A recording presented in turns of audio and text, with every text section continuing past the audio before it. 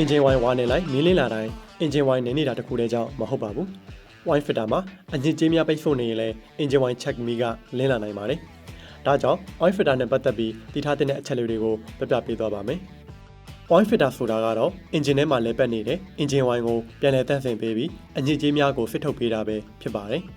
ဒါမှသာတန့်စင်ထားတဲ့ engine wine တွေက engine အတွင်းခန်းရှိအစိပ်ပိုင်းတွေကောင်းမွန်စွာလဲပတ်နိုင်ဖို့ထောက်ပံ့ပေးနိုင်မှာပါ